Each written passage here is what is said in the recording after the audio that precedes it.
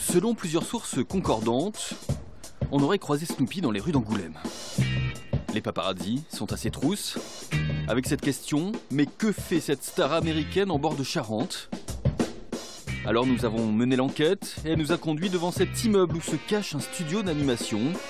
Et oui, si Snoopy est à Angoulême, c'est parce que 500 épisodes de son tout nouveau dessin animé sont fabriqués ici. C'est un gros coup, ça nous donne une visibilité énorme bien entendu. Et je le répète, c'est aussi super bien pour la Charente, parce que c'est une véritable histoire d'amour hollywoodienne.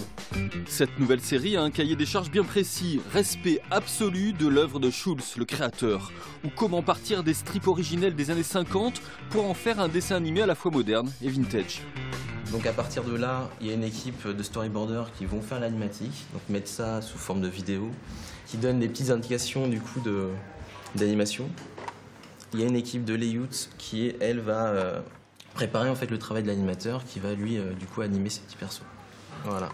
Et donc là, on a repris exactement tout ça, en y ajoutant quelques petites actions parce que c'est vrai que de temps en temps, ça reste très rigide. Du 100% made in France pour un marché mondial. La série Peanuts a en effet été publiée dans plus de 2500 journaux. Peanuts est une institution internationale, car c'est un personnage, lui et sa bande de petits gamins un peu philosophes, sont connus dans le monde entier. Tout le monde sur la planète, de toutes les générations depuis 1950, a entendu parler de Peanuts. Du coup, le studio en charge de la fabrication de cette nouvelle série d'animation entretient le mystère et un brin de paranoïa. Au dernier moment, nous n'avons pas eu l'autorisation de vous montrer un extrait du produit fini.